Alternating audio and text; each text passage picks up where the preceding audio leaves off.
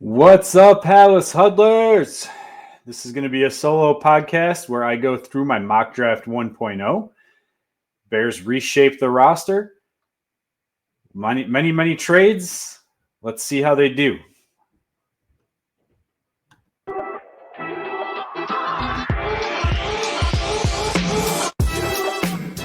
Welcome to another episode of the Halas Huddle podcast. Here are your hosts. The middle with the 15 to the 20, breaks free of the 25 to the 30, to the outside, 40, midfield, 40, 30 of the coast, 20, 15, Hester 5, touchdown Bears! All right, Halas Huddlers. We won't be huddling up this time because it's just me. So this will be a quick episode, but I thought, why don't we look at my mock draft 1.0 that I put out at BearGoggles on not that long ago. I will say it was released prior to the Senior Bowl, so there has been a little bit of changes as Senior Bowl practice and the Senior Bowl has carried on. Some guys have moved up and down draft boards, and I'll touch base on that as we talk about who I pick and where. I will say I use the Pro Football Network mock draft simulator. It's their free version with free trades. I went all 7 rounds, and so I guess let's just get into it. Before we do, please hit the subscribe button. Okay, we are trying to get this out as often as we can. I'm going to be diving into some draft content. I would like to put out some single draft episodes about specific players. So for me to have the time, I really need to get some people to subscribe to that show. So please hit the subscribe button, share this with your friends, hit the like button, leave comments. I'd love to hear comments. We always talk with everyone that leaves comments, whether good or bad. So leave some comments and let's talk Bears draft. Okay, there's a lot that can change between now and the start of the draft. Obviously, free agency hasn't even hit yet. Some players are going to be signed in free agency prior to making it, not even making it to free agency. We've been talking about Trey Smith as a guy that the Chicago Bears need to target. The key here is if he hits free agency. Looking at the Chiefs' salary cap, they have a chance to bring him back. I know some people don't think it's possible, but they have a little over $15 million in salary cap space right now for 2025. Honestly, just converting some of Patrick Mahomes' salary to bonuses could probably even get them to the point where they could sign him. Remember, even if he gets $22 million per year in average salary, they don't need to make that cap hit $22 million this year. So it could be $8 million this year and then backloaded for the contract. There's some wonky years that Patrick Mahomes has where his salary cap is really high and then it's actually really low. So it'll be interesting to see how they can work those numbers out. But again, Trey Smith is not a lock for hitting free agency. So things can change. Their direction of where they're going to go in the offseason can change. This mock draft is obviously going to change as we get closer to the month of March, April, okay, and into the end of April going into May. So, all right, let's first take a look here. Again, Pro Football Network, not Pro Football Focus. That is the mock draft simulator that I used here. And let's go. Boom, right off the bat. The Chicago Bears make a trade. I think I've said it a few times on this show already that I'm not a huge fan of the top-end talent in this draft. There are probably 5 or 6 guys that I think are worthy of a top 10 pick. Unfortunately, none of those guys made it to the Chicago Bears pick at number 10. So I got on the phone, made a call to Chris Ballard down there in Indianapolis, and we made a trade. I got their 14th pick in the draft for our 10th pick in the draft, and then I swapped a 5th rounder for their 2nd round pick. It's only 4 spots, but hey, they took the deal, and I ran away with it. People might not be happy with this, but again, guys like Gente were not there, so you can't take the running back at 10. Mason Graham wasn't there, so you couldn't go the DT. Abdul Carter, who's my top pick prospect in this draft, wasn't available. Let's see. Will Campbell wasn't available. Kelvin Banks wasn't available. So there were some guys. Oh, I take that back. I think Kelvin Banks was available, but as I've said a couple times, I think there's some guys that are close enough to him, like Joshua Connerly, that I would take lower in the draft in that first round rather than trying to take Banks at that point in the draft. But anyway, took this trade, didn't add any picks, but moved way up, getting rid of our 5th and adding another 2nd rounder. What? Another trade. That's right. And with the Green Bay Packers, an interdivision trade. This one was called to me. This one was a call to me. And I just could not pass it up. Adding another 2nd round pick. I know I dropped quite a bit, right? We dropped 9 picks from 14 to 23. But hey, again, there was just no one that was like a must-have at this point in the draft. And I felt getting that 2nd round pick just made way too much sense to me. So again, remember this was a week and a half ago that I did this mock draft, but we'll be talking names, and I think that's the most important part here is get names out there so that you know who to look for and who to get excited about as we get closer and closer to draft day. And a 3rd. Oh, my gosh. Can you believe it? Yes, I did. I almost traded out of the first round. Why? Again, I added another 2nd round pick, moved up in the 3rd round with the swap with the Chiefs. This is assuming that the Chiefs win the Super Bowl, as they had the 32nd pick. But again, I stacked up picks because, as I've been saying, I don't love the top end of this draft. But what I do love is the 2nd and 3rd round of this draft. Okay, there's some high-quality prospects that are available that are going to be in that that late 1st round into the early 2nd round window. And then there's going to be some day 2 prospects that are late 2nd round, early 3rd round picks that I think are all 2nd round value. So again, this just made sense to me. This team has some holes. We just talked about it on our last episode, our 5 draft needs. Within those 5 draft needs, Justin, Bob, and I, all 3 of us had center, left guard, right guard. You're not going to be able to address that all in just free agency, especially if Trey Smith is not available. I promise you there is not going to be another trade in the 1st round. Clearly. But we're going to pick a player.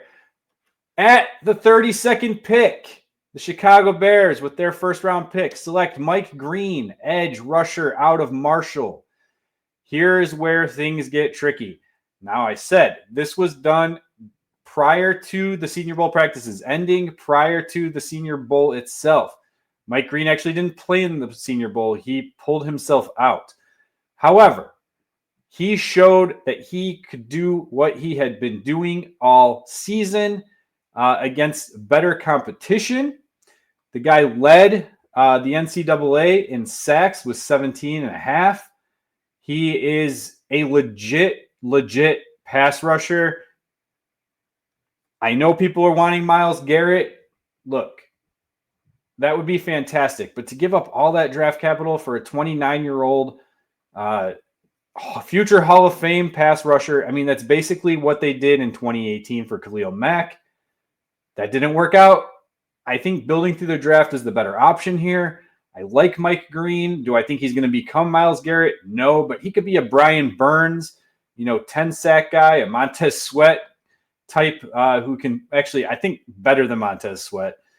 I think he's going to be that type of guy. He has a really good speed off the edge. He's got good bend. The way that he uses his speed to kind of, not because he lacks in strength a little bit, but he uses that speed to kind of put himself in position to then drive the tackle back into the quarterback, setting up sacks for his interior or just sacks for himself. He would be a fantastic addition to this defense, and I would love to see him there. And I mentioned the possibility of maybe getting Chase Young in free agency. So if they were able to add Chase Young, Montez Sweat, and a Mike Green, that would be absolutely fantastic. The problem is the way that he performed. Mike Green is shooting up draft boards. I have a first-round grade on him. I did prior to the Senior Bowl. That said, I think he might be pushing himself into the top 15. If Chicago wants him, they might have to take him at 10, which means they're not going to be able to load up on all of these draft picks like I did in this mock draft. But again, it's what happened in this mock draft. It was what the simulator gave me, so that's what I went with. And let's move on. As you recall, boom, second round pick. Now, this is the Chicago Bears pick at 39. This is actually the Carolina pick. But in the second round, I told you guys on the last episode, I felt like safety was a need for this team. I told Justin and Bob, look, I drafted a safety before I did a defensive tackle. Hint, hint, there will be a defensive tackle in this draft. Xavier Watts out of Notre Dame. I absolutely love this kid. He's a ball hawk. He had 7 interceptions in 2023, 6 interceptions in 2024. The kid is an absolutely a ball hawk. To put him into this defense, whether he starts right away or he plays behind Kevin Byard and Jaquan Brisker, he's more of a free safety type. So to me, he'd be more of the Kevin Byard, but he's not afraid to make tackles in the box either. So, in the NFL now, they play a lot of quarters. So a lot of times you're kind of playing, either safety could be the box safety versus the free safety. Xavier Watts here would be absolutely a fantastic addition to this team. Another Notre Dame guy. Would absolutely love for this to come into fruition here. All right. Round 2, pick 41, Gray Zabel. Now, I will say that there's 2 guys on this list that probably should be swapped as far as when they are picked, based on other rankings that I've seen out there. But based off of the Pro Football Network rankings, I was able to go this route. 41st pick. Now, this is the Bears' actual first-round pick. Gray Zabel also dominated the Senior Bowl. He might be pushing himself into the first round. I will say he was more of a third-round grade, though, prior to the Senior Bowl. So being at this spot right here makes sense. This is almost a first-round pick. This is like when Chicago was able to land Tevin Jenkins in the second round, right? Gray Zabel is a powerful guy. He's not afraid to just put his hands on you, move you around. He can play both guard spots. I will tell you right now, I know some people think he could play center. That's what he was doing in practice for the Senior Bowl. It's just not something I want. I want my guy to be a guard, and I want my guy to be a center. To me, he screams guard. Let's find ourselves a different center. Gray Zabel here in the second round shores up one of those guard spots. He is you draft him, you start him, right? Like he's going to go in right away, plug and play type option. I will say, as I do this, these are not going to be very in-depth descriptions of these players. What I want to do, though, is do some individual draft content where I will go into what I looked for while watching tape, and things that stood out to me from player to player and why I ranked them where I ranked them. I'll probably only do a handful of guys because that's the amount of time that I have. Remember, I don't get paid for this. I do have a day job. But yeah, so I will have content on Mike Green if I can get to it, Xavier Watts if I can get to it, Gray Zabel if I can get to it. All these guys really interest me, so I'll be putting out why I think Chicago is the right place for that. All right, let's move on to our next pick. I put something out on social media this week and it took off. And I think the reason is that, look, this team needs another running back, right? I don't think DeAndre Swift is going anywhere. I know a lot of fans think that because he was traded away from Detroit while Ben Johnson was there, he's going to instantly be traded away this year. I don't think that's the case. I think this year is going to be the year that he just kind of like is in that position, and then they either cut him or get rid of him the year after. To help out, though, they can bring in a running back because they're not going to get Gente. Like I said, he wasn't there at 10 in this mock draft.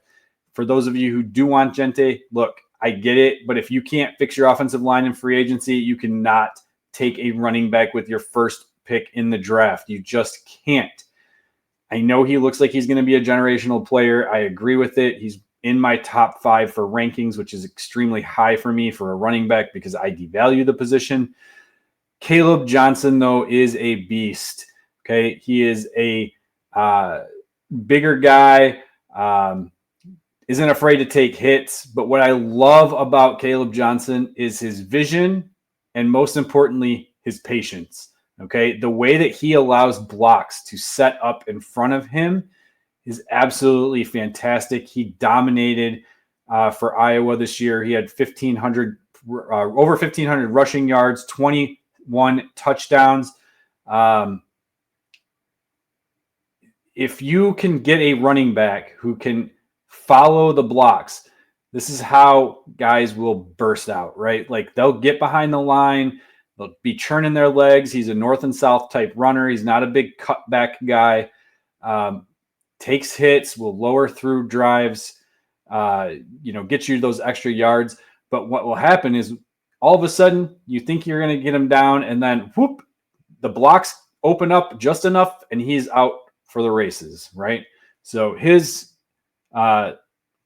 is a guy. He's actually my second favorite running back in this draft. I know a lot of people have Hampton out of UNC as their RB2. Caleb Johnson is my RB2 in this draft, and I would absolutely love for Chicago to get him here in the second round. Remember, I had added a lot of second-round picks, so it makes a lot of sense here to take a running back this early. All right, keep on going. Now, that was the Colts pick, by the way, for Caleb Johnson. Now, this is the second-round pick that the Bears got from the Green Bay Packers, and boom, you see Tyler Booker. I hinted at it. I think Booker might have to go earlier in this draft. I know a lot of people, in fact, Daniel Jeremiah has the Bears taking Tyler Booker at 10 overall. I think that's way too high, and I really like Tyler Booker. I think at the earliest I would want to see him going is like 18. But I prefer him more in like that 20 to 30 range. And Gray Zabel, I actually do have below Tyler Booker, where I have him more in that 25 to I'd say 25 to 40 range, 25 to 45 range. I could see him going. So again, Tyler Booker probably should have been pick number 41 and Gray Zabel pick number 55. But again, just the way that the rankings were going and how they were coming off the board, it's just how it played out. I made it work. But if you want to flip those two because you're going to say you'll never get Tyler Booker at 55, look, okay, I think you could potentially get Gray Zabel at 55, even though his draft stock has also increased. It's probably more likely if you want to be more realistic here. Tyler Booker is probably the best just general guard in this draft. I think, again, a plug-and-play type starter. It's going to be difficult to see two rookies on your offensive line to start the year, but let's say you don't get Trey Smith. Let's say you got to take a lesser quality guard in free agency. I want both of these guys in my interior. It won't bother me one bit to have Zabel and Booker at left guard or Zabel at left guard and Booker at right guard going into the season, as long as they can find a legit center like maybe Drew Dalman to kind of shore up that little area with some experience versus having a rookie center and all rookie interior. I will say I did not draft a center in this draft. All right, moving on.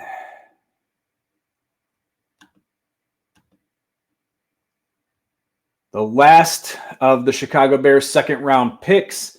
Again, this was a pick that I feel is actually needed. Justin has mentioned it. The Bears need to get another tight end. Gerald Everett needs to be let go. He did absolutely nothing for this team. So you go and you get another playmaker. Harold Fannin Jr. out of Bowling Green. He is not a blocker. Okay, he is not going to be someone to block. So Cole Kmet's still going to be your normal, run of the mill. I'm going to have him out there pretty much every play tight end. Harold Fannin is going to have, he'll be in there for some 2 tight end sets or come in on some special plays where he's running routes because he's a route runner. He's the type of guy who's going to he's got great hands. Again, another guy that kind of showed up at the Senior Bowl a little bit, but yeah, he's a name to remember. So keep that name in mind. And if the Bears can get him there at 64 at the last pick in the draft, that would be fantastic. Again, 6'3", doesn't have the height. So, but he's kind of like a mismatch nightmare for linebackers if they were to get him out there and get him some sub packages to start. All right, the last trade that takes place in this mock draft for me came here with the Bears receiving the Saints' 71st pick and giving them the 66th pick in the draft. So they swapped third rounders, but then Chicago moves up into the 4th round, a round that they currently don't have a pick for right now, and moves back, or the Saints move back into the 6th round. So Chicago moves up quite a bit to move back, not too many spots. Felt like this was a trade to make. And in doing so, they land Deion Walker. Deion Walker is another guy who was at the Senior Bowl, but stood out to me prior to that. Did make a bit of a name for himself, though, in the one-on-one drills. He's just a guy that, look, they need depth at that position. You got Andrew Billings and you got Gervon Dexter to start. I don't like Zach Pickens, but if you can add a guy like Deion Walker here in the 3rd round, that would be absolutely fantastic. He's a good run defender. He's got the ability to shed blocks. He's got multiple rip moves, can fill gaps. He'll push his linemen into the other gaps to kind of take up 2 gaps at a time. The only issue that I really see with him is he kind of disappears at times. I don't know if it's a physicality thing where he just can't handle the workload and he needs to build up his stamina, or if he just takes plays off and it's a motor thing. But I think coming in and being a rotational guy would be best for him, and grabbing him here in the 3rd round, that would be a huge upgrade for Chicago.